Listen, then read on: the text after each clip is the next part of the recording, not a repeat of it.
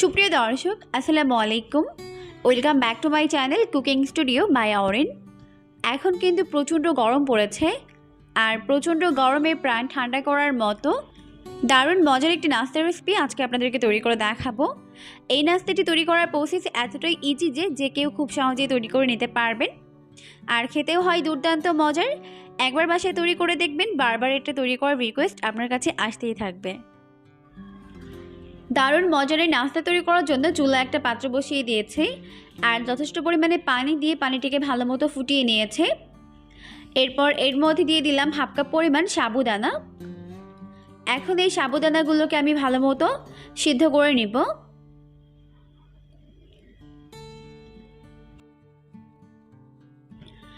এখন 7-8 মিনিটের মতো জাল করে নেওয়ার পর সাবুদানাগুলো ভালো মতো সিদ্ধ হয়ে গেছে।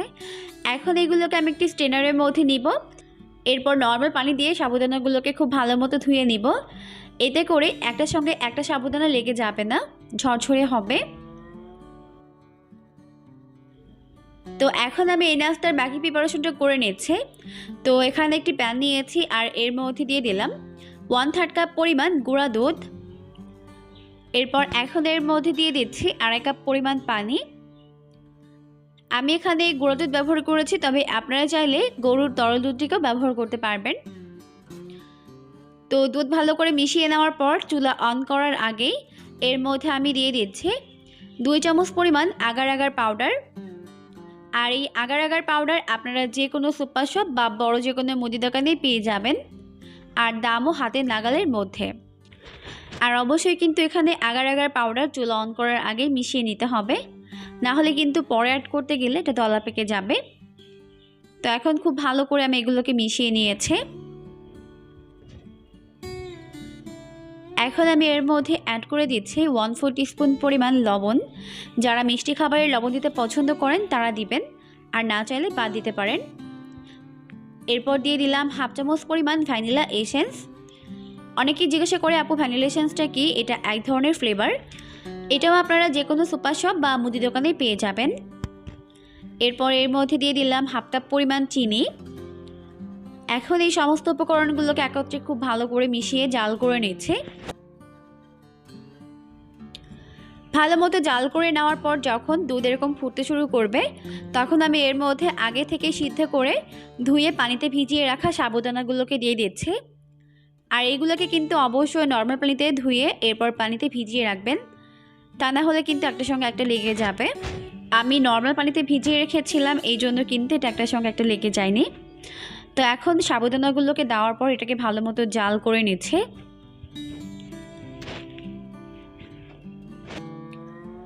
তো সাবুদানা অ্যাড করার পর ভালো মতো জাল করে নিয়েছে, আর এখন এটা অনেকটাই ঘন হয়ে গেছে। এখন এটাকে আমি চুলা থেকে নামিয়ে নিয়েছি। এখন আমি এই ডেজার্টগুলোকে সেট করব, এই জন্য এখানে কিছু কাচের বোল নিয়েছে। আপনারা স্টিল বা যে কোনো ধরনের বোলের মধ্যে এগুলোকে সেট করতে পারবেন। আর এখানে নিয়েছি কিছু পাকা কলা। এখন প্রথমে আমি এই বোলের মধ্যে পাকা কলা এরকম স্লাইস করে দিয়ে দিচ্ছি।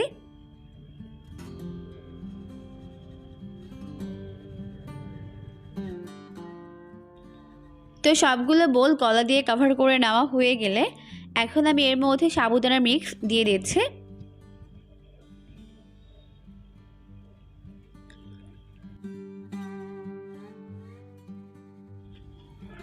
তো সেমভাবে আমি সবগুলো বোল কভার করে নিয়েছি। এখন আমি এর উপর থেকে কিছু পেস্তা বাদাম কুচি দিয়ে দিচ্ছি। এখন এই বোলগুলোকে আমি নর্মাল ফ্রিজে 1 ঘন্টা রেখে ভালো মতো সেট করে নিব। তবে এগুলো কিন্তু বাইরে থাকলেও ভালো মতো জমে সেট হয়ে যাবে। তবে ডেজার্ট কিন্তু ঠান্ডা খেতে ভালো লাগে, তাই এগুলোকে আমি ফ্রিজে রেখে ঠান্ডা করে জমিয়ে নিচ্ছি।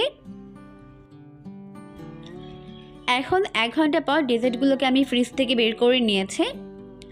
এখন আমি এগুলোকে মোল্ড থেকে আলাদা করে নিচ্ছি। তো এইভাবে একটি টুথপিক দিয়ে ঘুরিয়ে ঘুরিয়ে খুলে নিলেই হয়ে যাবে। তো এখন এগুলোকে আমি একটি প্লেটের উপরে নিয়ে মোল্ড আউট করে নিচ্ছি। তো সেমভাবে সবগুলোকেই আমি মোল্ড আউট করে নিয়েছি। আর এরই মাঝে তৈরি হয়ে গেল প্রাণ ঠান্ডা করার মতো দারুণ মজার ঠান্ডা ঠান্ডা ডেজার্ট।